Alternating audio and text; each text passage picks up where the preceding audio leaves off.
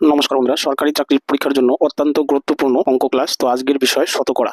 দেখুন বন্ধুরা, আজকের প্রথম প্রশ্নটি বলেছে বাস ও ট্রেন ভাড়া ট্যাক্সি ভাড়া থেকে যথাক্রমে 50% এবং 40% কম। ট্রেন ভাড়া বাস ভাড়ার শতকরা কত? দেখুন, এই টাইপের প্রশ্নে আমরা কিভাবে সমাধান করব। তো আমরা কি করব, দেখুন এখানে তিনটি যান রয়েছে, সেটা কি কি? বাস, ট্রেন আর হচ্ছে ট্যাক্সি। তো আমরা একটু লিখে নিচ্ছি। দেখুন, বাস ও ট্রেন ভাড়া ট্যাক্সি ভাড়া থেকে যথাক্রমে 50 ও 40% কম, তাই না? তাহলে আমি ট্যাক্সি ভাড়াটাকে আমি কি ধরবো, 100 ধরে নিব, যে ট্যাক্সি ভাড়াটা 100। বাস, এবার ট্যাক্সি ভাড়া থেকে বাস ভাড়া কত কম? 50% কম। ঠিক আছে, তো 50% কম মানে কি? অর্ধেক। ট্যাক্সি ভাড়া যাওয়া হবে, বাস ভাড়া তার অর্ধেক হবে।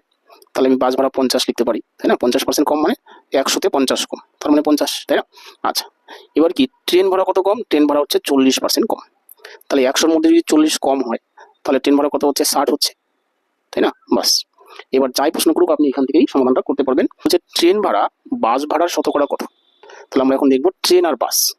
এই হচ্ছে ট্রেন আর এই হচ্ছে বাস, এই দুটো ভাড়া। তাহলে এখন আর আমাদের ট্যাক্সি ভাড়ার প্রয়োজন নেই, এই দুটো এখন তুলনা করবো। ঠিক আছে, এখানে কিন্তু বলেনি যে ট্রেন ভাড়া বাস ভাড়ার শতকরা কত বেশি বা কম, বলেছে ট্রেন ভাড়া বাস ভাড়ার শতকরা কত।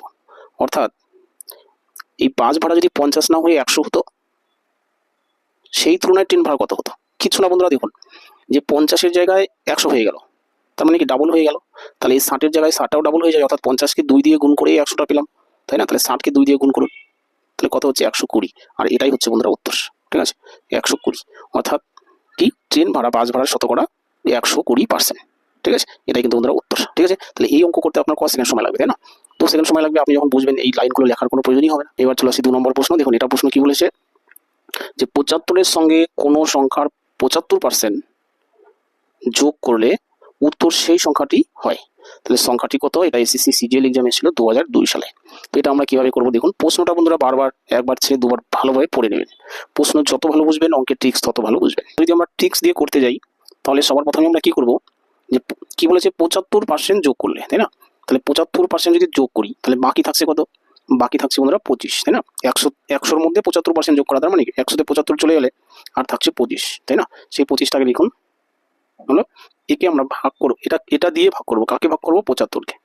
যার সঙ্গে যোগ করবে 75-কে আমরা ভাগ করবো হলো ইন্টু ইন্টু যেহেতু শতকরা, ইন্টু দিয়ে কত লিখবো? 100। বাস, এইটুকু যদি আমরা কাটাকাটি করি, তাহলে আমাদের ডাইরেক্ট উত্তর চলে আসবে। ঠিক আছে, কাটাকাটি করুন। 3 25-এ 75, তাহলে 3 দিয়ে যদি 100-কে গুণ করি, কত হবে? 300। উত্তর অপশন নাম্বার ডি। এবার কথা হলো, কেন এরকম হলো সেটা যদি আপনি বুঝতে চান, তাহলে অবশ্যই একটু বিস্তারিত দেখতে হবে। আশা করি ক্লাসটি ভালো লেগে থাকবে। যদি ভালো লেগে থাকে, যদি অঙ্কটা বুঝে থাকেন, অবশ্যই লাইক কমেন্ট শেয়ার করবেন। আর নতুন বন্ধুরা চ্যানেলটি সাবস্ক্রাইব করবেন। রাখছি তাহলে, থ্যাংক ইউ।